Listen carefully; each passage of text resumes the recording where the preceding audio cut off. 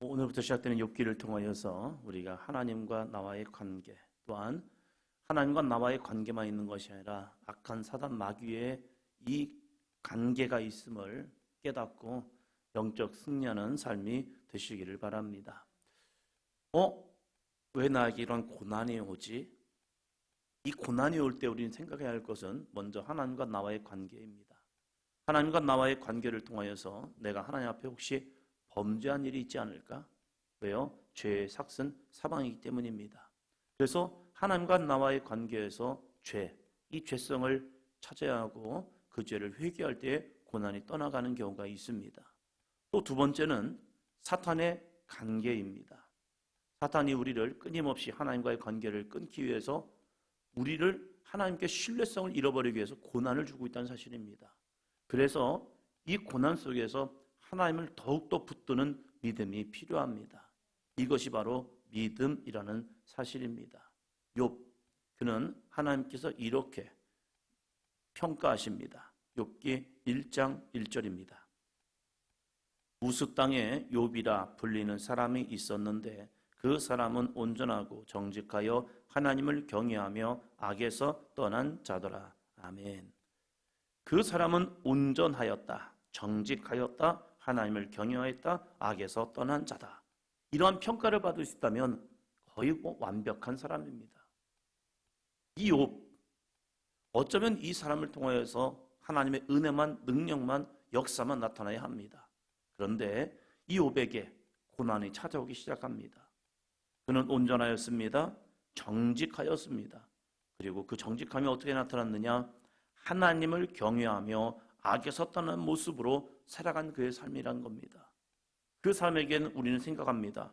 복이 있어야죠. 맞아요. 그에게 이런 복이 있었습니다. 2절, 3절입니다. 그에게 아들 7과 딸 3이 태어나니라. 그의 소유물은 양이 7,000마리요, 낙타가 3,000마리요, 소가 500결이요, 암나귀가 500마리며 종이 또 많이 있었으니 이 사람은 동방 사람 중에 가장 훌륭한 자라. 아멘. 그에게는 아들 7, 딸 3, 그리고 많은 소유물이 있었습니다. 그래서 이 사람을 말할 때 동방 사람 중에 가장 훌륭한 자라. 근데 이 사람의 욥의 이 나중에 나열되는 사건들을 보면요, 일들을 보면요, 이야기를 보면 욥은 자신만 채우는 사람이 아니라 주변 사람들을 굉장히 보살피고 나누어주고 베풀어주는 사람이었다는 사실입니다. 하나님께도 굉장히 믿음으로 충실한 사람이었고 옆에 있는 사람들에게도, 주변 사람들에게도 고난을 당하고 힘들고 어려운 사람들에게도 함께 위로해주고 나누고 베풀어줄 수 있는 위대한 사람, 거의 완벽한 사람이죠. 이 완벽한 사람이 하나님은 이 사람을 자랑합니다. 이 사단이 욥의 신앙을 자랑하고 있습니다. 그러면서 하루는 이러한 일이 벌어집니다. 6절이요. 하루는 하나님의 아들들이 와서 여호와 앞에 섰고 사단도 그들 가운데 온지라. 하나님의 아들들이 있는 반면에 여호와 앞에 사단도 그들 가운데 있다는 사실이죠. 우리는 끊임없이 잊지 말아야 할 이 존재가 사탄의 존재입니다. 이것을 놓치는 순간 잘못하면요, 방향성을 잃어버립니다. 사단은 다른 데 있는 것이 아니라 내 안에 있음을 알아야 합니다. 그래서 믿는 자의 피력 중에 먼저 귀신을 쫓아내며, 그러면 이 귀신이라고 말하면요, 많은 사람들이 외부적인 사건을 이야기합니다. 그러나 바울은 우리가 로마서 말씀을 보는 것처럼 7장, 8장 끊임없이 이 존재를 이야기하는 것이 내 속에 거하는 죄, 그리고 육신의 생각, 영의 생각, 이것을 끊임없이 이야기하고 있다는 사실입니다. 그런데 때로는 우리가 잊혀져 버려요. 나는 아니야. 나는 아니야. 아니에요. 오늘도 사단은 내 마음속에 가룟 유다의 마음에 불어넣었던 그 마음, 예수님 팔 생각을 집어넣고 있다는 사실이죠. 그래서 상황과 형편과 여러 가지 모습을 통하여서요, 내 신앙을 잃어버리는 믿음의 삶이 있어요. 그것이 어느 순간에 익숙해지면요, 이것은 괜찮아 라고 말합니다. 왜요? 내가 안 죽었거든요. 우리는 생각하는 것이 선악과의 열매를 먹으면 금방 죽는 줄 알아요. 그래서 내 목숨이, 숨이 끝나는 것, 이런 죽음을 생각합니다. 그러나 영적 죽음부터 시작되죠. 영적 죽음을 통하여 하나님과 나와의 관계가 막히는 상태, 그것을 영적 죽음이라고 얘기합니다. 그러나 이 영적 죽음이 이름에도 불구하고요, 우리는 내 숨이 살아있기 때문에 나 아직 괜찮은데, 나 살아있는데 에이 괜찮나 봐 라는 그러한 죄의 모습을 들어가고 있다는 사실이에요. 그러나 우리는 깨달아야 할 것은요, 하나님과 나와의 관계가 어떻게 열려 있느냐. 하나님과 나와의 관계가 막혀 있다면 나는 벌써 영적인 중환자가 되어 있다는 사실이에요. 그래서 그걸 깨닫고 하나님 앞에 나아갈 수 있는 믿음의 삶이 있어야 하지요. 내가 지금 하나님과 무엇이 막혀 있느냐? 하나님과의 관계를 통하여 기도가 막혀 있느냐? 예배가 막혔느냐? 내 찬양이 막혔느냐? 그건 영적 신호거든요. 그런데 우리는 그것을 내 상황 때문에 그런가? 내 환경 때문에 그런가? 지금 그럴 때도 있지 하면서 그것을 안주하고 있다는 사실이에요. 아니에요. 그건 신호입니다. 우리 몸이 뭔가 불편하고 뭔가 통증이 온다면 그건 신호이죠. 내 몸이 지금 병 들어가고 있다. 그럼 어떻게 합니까? 그걸 치료해내야 하죠. 마찬가지로 영적인 관계에서 하나님과 막히고 있다면 그건 분명한 영적 신호예요. 지금 사단이 여호와 앞에 섰고 사단도 그들 가운데 있습니다. 그 사단이 이렇게 참소합니다. 9절이요. 사단이 여호와께 대답하여 이르되 욥이 어찌 까닭 없이 하나님을 경외하리이까? 까닭 없이 하나님을 경외하리이까? 분명히 하나님이 뭔가 있기 때문에, 하나님이 욥에게 많은 풍연, 물질을 주었기 때문에 욥이 하나님을 경외하는 게 아닙니까? 우리의 신앙을 이렇게 흔드는 상황이 있습니다. 그 상황 속에서 우리는 어떻게 믿음을 지켜낼 것인가? 그러면서 이렇게 이야기합니다. 10절이요. 주께서 그와 그의 집과 그의 모든 소유물을 울타리로 두르심 때문이 아니니까. 주께서 그의 손으로 하는 바를 복되게 하사 그의 소유물이 땅에 넘치게 하셨음이니이다. 11절이요. 이제 주의 손을 펴서 그의 모든 소유물을 치소서. 그리하시면 틀림없이 주를 향하여 욕하지 않겠나이까. 아멘. 틀림없이 주를 향하여 욕하지 않겠나이까. 죄의 시작은 다른 게 아닙니다. 내 마음속에 하나님을 향한 원망, 하나님을 향한 불평, 하나님을 향하여 욕하는 것, 이것이 죄의 시작이라는 거예요. 근데 이 시작은요, 내 입술에서 먼저 나오지 않습니다. 내 마음에서부터 그것이 불쑥 일어나기 시작합니다. 그것은 내가 아니라 내 속에 거하는 죄라는 거예요. 이러한 불평이, 이러한 원망이, 이러한 하나님에 대한 욕이 내 마음속에 일어날 때에 우리는 알아야 합니다. 이것은 내 속에 거하는 죄다. 그 죄와 싸우는 겁니다. 아니, 할 수도 있는 거 아니에요? 아니에요. 하는 순간 죄가 내 안에 틈타고 있다는 겁니다. 그 마음을 제어하지 못하고 그 마음을 이기지 못하면요, 그 다음에 일어나는 것은 내 표현입니다. 그래서 내 입술로 나도 모르게 그 마음의 표현을 합니다. 그것이 하나님에 대한 원망이지요. 근데 그 원망은 어디서부터 시작되냐? 일단 소유물 때문에 그래요. 내게 있는 소유물이 하나 둘씩 빠져나가고 하나 둘씩 잃어버리는 순간 나도 모르게 이 육적 긴장감이 옵니다. 육적인 긴장감이 오는 순간 마음이 흔들립니다. 큰일 났네. 어떡하지? 나 뭐 먹고 살지? 이 상황을 어떻게 이겨낼까? 하면서 내 마음에 두려움이 밀려옵니다. 그 순간 사단이 내 마음속에 충동질하고 있다는 거예요. 야, 너 불안해. 너 큰일 났어. 너 힘들어. 너 이제 죽는 거야. 너 끝난 거야. 하면서 나도 모르게 내 마음을 충동할 때 그 마음을 지키지 못하면 그 마음이 요동치기 시작합니다. 요동치는 순간 큰 파도가 되어서 나도 모르게 그 파도의 모습 쓸려서 말하기 시작하는 거죠. 그것이 바로 원망이라는 사실입니다. 사단은 드디어 이 욥의 마음을 충동하기 시작합니다. 15절입니다. 스바 사람이 갑자기 이르러 그것들을 빼앗고 칼로 종들을 죽였나이다. 나만 홀로 피하였으므로 주인께 아래로 왔나이다. 소유물이 빼앗긴 겁니다. 한순간에, 어느 순간에 나도 모르게 이 소는 밭을 갈고 나귀들은 그 곁에 풀을 먹고 있었는데 스바 사람들이 와가지고 그것을 다 빼앗아 간 겁니다. 뭔 일이지? 무슨 일이지? 16절이요. 그가 아직 말하는 동안에 또 한 사람이 와서 아뢰되 하나님의 불이 하늘에서 떨어져서 양과 종들을 살라 버렸나이다. 나만 홀로 피하였으므로 주인께 아래로 왔나이다.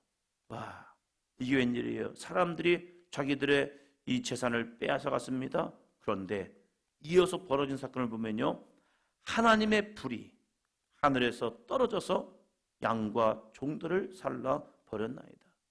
자기들이 표현할 수 있는 게 그게 하나님의 불인 거예요. 하늘에서 불이 내려가지고 양과 종들을 살라서 죽여버린 거예요. 이런 일이 벌어질 수 있겠습니까? 우리 표현을 하면 하늘에서 벼락이 떨어져가지고 이렇게 죽었다는 거예요. 우연치고는 너무나도 황당한 일입니다. 빼앗겼죠? 하늘에서 불이 내렸죠? 무슨 일일까?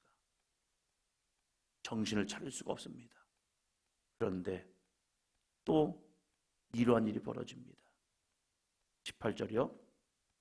그가 아직 말하는 동안에 한 사람이 와서 아뢰되 주인의 자녀들이 그들의 마다들의 집에서 음식을 먹으며 포도주를 마시는데, 거친 들에서 큰 바람이 불어와서 내 모퉁이를 짐을 통하여 청년들 위에 무너짐을 통하여 다 죽었습니다. 자식들마다 다 죽었습니다. 왜 그럴까? 무엇 때문일까?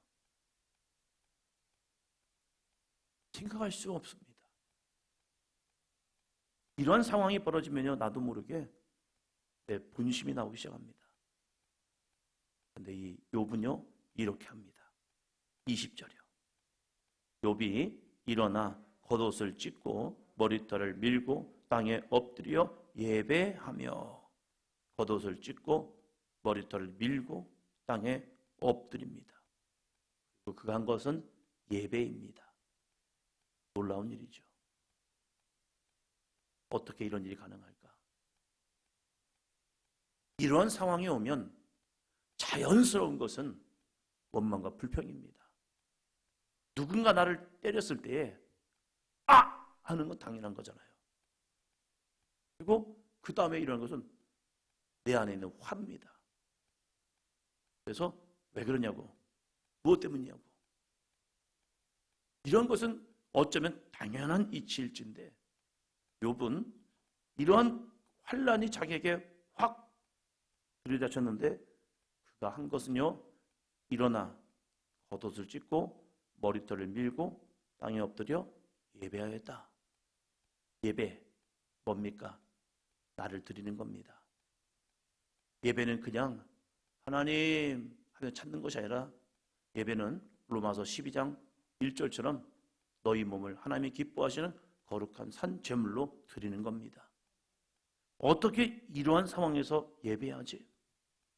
누군가 나의 감정을 건드려 버리면요, 우리는 그 감정 때문에 예배하기 싫어합니다. 어떠한 문제가 생기면요, 그 문제로 인해서 우리는 하나님을 예배하기 싫어합니다. 교회 오다가도 기분 나쁜 일 있으면요, 이 기분 나쁜 상황 때문에 교회 와서 예배하기가 싫어져요. 그래서 나도 모르게 입이 나오고요, 얼굴에는 짜증이 밀려오고요, 한숨이 나옵니다. 내가 예배해야 하나? 내가 예배해야 하나? 이런 마음이 밀려온단 말이에요. 지금 욥의 상황을 보면 그는 결코 예배할 수 있는 환경과 상황은 아니에요. 그래서 그는 옷을 찢었습니다. 그리고 머리털을 밀었습니다. 땅에 엎드려 버렸습니다. 중요한 게 이 상황에서 예배를 하기 시작했다는 거예요. 예배를 어떻게 했습니까? 21절입니다. 이르되 내가 모태에서 알몸으로 나왔사온즉 또한 알몸이 그리로 돌아가올지라. 주신 이도 여호와시요 거두신 이도 여호와시오니 여호와의 이름이 찬송을 받으실지니이다 하고. 아멘. 우린 예배하면요, 주실 때에 하나님을 예배하는 걸 좋아합니다. 목사님 예배 드려주세요. 왜요? 저에게 사업장을 주셨어요. 목사님 예배 드려주세요. 왜요? 저에게 차를 주셨어요. 목사님 저희 가정에서 예배 드려주시죠. 왜 그렇습니까? 제가 집을 샀어요. 그래서 좋은 일이 있고 기쁜 일이 있고 행복한 일이 있으면요, 우리는 감사 기도 제목을 쓰고 감사의 물도 드리고 예배를 드리기 원합니다. 그런데 내 사업이 망했습니다. 목사님, 이 사업이 망했네요. 예배 드려주시죠? 이러한 사람을 아직도 못 봤습니다. 내 집이 사업으로 해서 팔려버렸습니다. 그래서 내 집으로 살다가 월세집으로 들어갔습니다. 이러한 상황에서 목사님 예배 드려주시죠? 이런 경우도 잘 못 봤어요. 어떤 문제가 만나서 그 문제 때문에 기도해 주세요 라고 하는 것은 들어봤지만, 목사님 하나님 앞에 좀 예배 드려 주시죠, 이런 모습은 좀 못 만났어요. 아직. 욥은 모든 걸 잃어버렸잖아요. 자식이 죽어버렸어요. 이러한 상황에서 하나님을 예배한다는 것 정말로 쉽지 않은 삶입니다. 그러나 한 경우는 만났어요. 어린아이를 하나님 앞에 먼저 돌려보내면서 그 보험금을 타서 하나님께 드리는 사람도 보았어요. 어쩌면 하나님 앞에 원망하고 하나님 앞에 자신의 감정을 토로할 수 있음에도 불구하고 그에게는 확신이 있었거든요. 하나님 아버지께 나아가는 자기의 아들, 그 아들이 마지막 임종 앞에서 그 환상을 통하여서 하나님에 대한 확신, 이 믿음이 있으니까 그 상황을 잘 이겨내더라고요. 욥은 왜 예배하는가? 지금 이 상황이 예배할 상황인가? 라고 말할 때 그는 이 믿음이 있었습니다. 알몸이 그리로 돌아가올지라. 주신 이도 여호와시요 거두신 이도 여호와시오니 여호와의 이름이 찬송을 받으실지니이다. 있을 때만 예배하는 것이 아니라 없을 때도 예배하는 것, 이것이 진짜 믿음의 신앙이다. 감정으로는 그는 예배할 수 없을 겁니다. 감정으로는 그는 예배할 상황이 아닙니다. 감정이 아니라 그는 여호와를 붙드는 믿음입니다. 우리의 신앙이 이 믿음까지 자라났으면 좋겠어요. 누구든지 원망할 수 있는 상황이 돼요. 사람 때문에, 환경 때문에, 여건 때문에 원망할 수 있는 상황이 됩니다. 그럼에도 불구하고 이 욥은 원망하지 아니합니다. 그래서 그를 이렇게 평가합니다. 22절입니다. 이 모든 일에 욥이 범죄하지 아니하고 하나님을 향하여 원망하지 아니하니라. 하나님을 원망하지 않는 것, 이것이 범죄하지 아니하는 것이라고 말하고 있다는 겁니다. 2장 10절 볼까요? 2장 10절. 그가 이르되 그대의 말이 한 어리석은 여자의 말 같도다. 우리가 하나님께 복을 받았은즉 화도 받지 아니하겠느냐 하고 이 모든 일에 욥이 입술로 범죄하지 아니하니라. 아멘. 사단은 우리의 입술을 틈탑니다. 지금은 불평해도 돼. 지금은 원망해도 돼. 지금 하나님 욕해도 돼. 상황적으로는 그래요. 야! 하나님이 너에게 화를 줬잖아. 고난을 줬잖아. 그러니까 욕해도 돼. 그건 자연적인 반사야. 자연적인 상황이야. 그런데 욥은요, 이 사단의 유혹에 끌려가지 않습니다. 사단의 종이 되지 않습니다. 악의 종이 되지 않아요. 그리고 그를 지켜냅니다. 뭘 지켰기 때문에요? 입술을 지켰기 때문입니다. 사단은 우리의 이 입술을 늘 흔들어 놓습니다. 그래서 나도 모르게 툭 던진 말이 하나님을 향한 원망이죠. 오늘 어쩌면 우리들에게도 이러한 모습이 올 수 있습니다. 사단은 우리의 마음을 충동할 수 있고 사단은 우리의 마음을 요동치게 할 수 있다는 거예요. 내 속에 그 거하는 죄 그리고 육신의 생각으로 끊임없이 우리의 입술을 흔들어 놔요.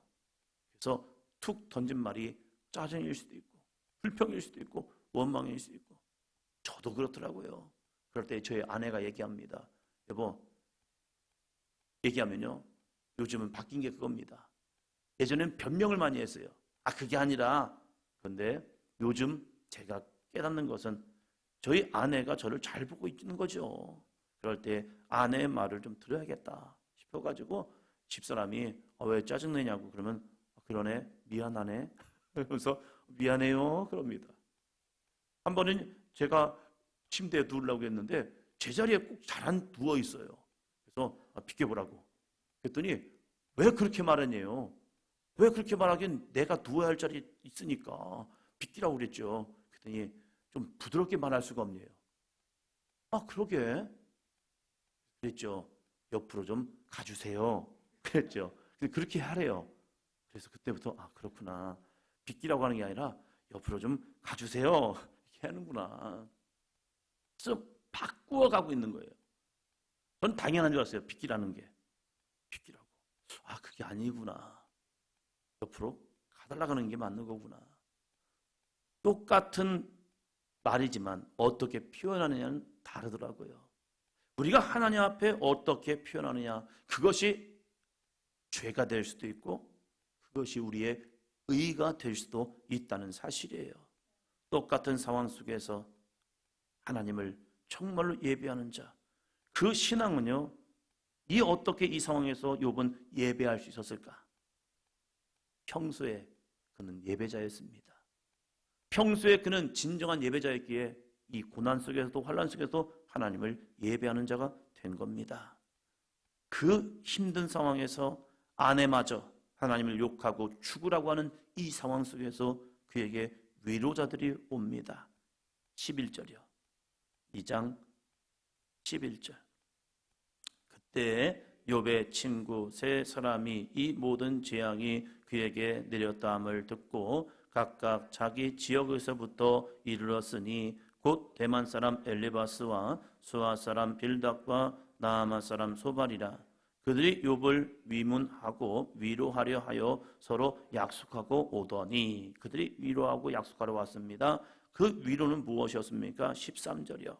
밤낮 7일 동안 그와 함께 땅에 앉았으나 욥의 고통이 심함을 보므로 그에게 한마디도 말하는 자가 없었더라. 아멘. 위로 하면 우리가 많은 말을 해줘야 위로가 되나 보다 라고 이런 생각을 할 때가 있습니다. 그러나 위로라는 것은요 함께 있음으로도 위로가 됩니다. 여기 뒤에 계신 최희석 장로님이십니다. 하늘중앙교회 장로님이신데 한 번씩 이렇게 출장 때문에 이쪽 춘천을 지날 때에 찾아오셔서 만나주시고 그냥 많은 거 하지 않아요. 밥도 사주시고 때로는 선교비도 지원해 주시고 이렇게 해주셔요. 와서 많은 위로하는 게 아니라 그냥 함께 있어주는 거. 그렇다고 저와 교구를 같이 한 것도 아니에요. 다른 교구장이셨는데 그냥 생각나고 기억되면 전화 주시고 들르면서 그냥 쓱 지나갈 수도 있음에도 불구하고 그냥 오셔서 그냥 함께 있어주는 거예요. 때로는 그것이 위로가 되는 거예요. 잊지 않으셨구나. 우리는 사람을 만나다가 헤어지면 잊어버리거든요. 잊혀지는 사람도 있는 반면에 누군가는 기억되어서 찾아와서 만나주는 사람. 그 만남을 통해서 하나님이 주시는 위로가 있는 거거든요. 근데 우리는 많은 말을 해야 한다고 생각을 해요. 이 친구들, 욥의 친구들의 가장 큰 위로는요, 그냥 함께 있어준 거예요. 말을 하는 순간 욥을 더 힘들게 만들었어요. 위로가 아니라 그의 마음을 더 흔들어 놓았어요. 좋은 위로가 있죠. 말로써 그들을 세워주는 위로도 있죠. 때로는 침묵하면서 그와 함께 고난 속에 같이 들어가 주는 것, 그것도 엄청난 위로거든요. 제가 이 춘천에 갔을 때 가장 큰 위로는요, 우리 변은영 권사님과 이미숙 권사님이 저희 교회 오신 거예요. 그냥 온 거예요. 와가지고 함께 믿음으로 나가는 거예요. 큰 교회에 있다가 작은 교회 와서 하는 것, 그것 목사인 저도 개척교회에 온다는 것, 삼각교회에 온다는 것, 그 생각도 안 했고 꿈도 안 꾸었고 기도도 안 했습니다. 2013년에 4월에 저에게 기회가 왔었습니다. 2013년 4월에 저에게 한 교회, 대전에 있는 한 교회에서 목사님 부활절인데 저희 목사님이 계시지 않습니다. 그래서 연락이 돼가지고 부활절 날 오셔서 예배를 드릴 수 있습니까? 라고 할 때 제가 그때 쉬고 있었기 때문에 예, 있죠. 예배를 드렸습니다. 그리고 나서 그 다음 주에도 또 목사님 예배에 오실 수 있습니까? 라고 할 때 예배에 예, 갈 수 있죠. 2주간의 예배를 통하여서 그 교회에서 또 회의를 한 것 같아요. 회의를 통하여서 이 목사님이 형 오시면 어떻겠느냐 그래가지고 저한테 청빙제안이 들어왔습니다. 그 교회도 장로님이 계셨고 권사님도 계셨고 교인 많지 않지만 구성원들이 있었어요. 그리고 상가 2층이었습니다. 그 교회에서 저에게 청빙이 들어왔습니다. 목사님 그냥 저희 교회로 오시면 어떨까요? 라고 할 때 저에게 큰 교회에서 부목사와 제안이 또 들어왔습니다. 근데 그 목사님을 딱 만나는 순간 그 목사님이 저한테 이렇게 제안을 하더라고요. 여기서 뭐 힘들었던 과정이 있었으니까 나도 힘들었던 과정이 있었다. 내가 그 마음을 너무 잘한다. 위로가 되더라고요. 그렇게 위로해 주시니까. 그러면서 와서 그 힘들었던 과정을 좀 풀고 그리고 나서 다시 재충전하고 그리고 함께 같이 있다가 70명, 80명 되는 교회 가야지. 와우, 저에게는 진짜 복음 중에 복음이었습니다. 복된 소식이었어요. 그래서 그분들에게 이렇게 말씀드렸어요. 죄송합니다. 저에게 좋은 또 자리가 있어가지고 여기를 말고 그 교회로 가려고 합니다. 그랬더니 알겠습니다. 왜냐하면 그 교회는 그렇게 뭐 좋은 환경이 아니었고 여건이 아니었기 때문에 목사님 막 총빙해서 꼭 오십시오 이렇게 할 수 있는 상황이 아니었기 때문에 그래요. 그래서 간다고 할 때에 아쉽지만 알겠습니다 하면서 다른 분이 갔습니다. 저는 그 상황이 그랬었어요. 그래서 그걸 선택하는 건 정말로 쉽지 않았습니다. 목사인 저도요. 그런데 변은영 권사님이나 이미숙 권사님께서 처음에 저희 교회로 등록하시면서 너무 고맙더라고요. 많은 일을 하기 때문이 아니라 그냥 힘든 상황에서 어려운 상황에서 함께 그 길을 같이 동행해 주는 것 이것도 엄청난 위로와 힘이 되고 있다는 사실이에요. 오늘 우리에게는 이러한 친구들이 필요해요. 많은 지식적인 말과 많은 은혜로운 말로서 막 해주는 것보다 그냥 함께 있어주는 것만으로도 욥의 친구들은 할도를 다 했어요. 그런데 그 다음부터 벌어지는 일을 보면요, 말을 하기 시작해요. 근데 그 말이 위로가 아니라 그들의 욥의 마음을 더 흔들어 놓는 모습이 되고 있다는 사실이에요. 그래서 하나님의 마음을 품고 하나님의 마음으로 나갈 수 있는 우리 교회가 되었으면 좋겠어요. 성경을 많이 알기 때문에 많은 이야기를 하는 것이 아니라 하나님의 마음을 잊기 때문에 힘들고 지쳐있는 사람들을 손을 잡아줄 수 있는 그런 위로자, 진정한 위로자가 되기를 주의 이름으로 축원합니다.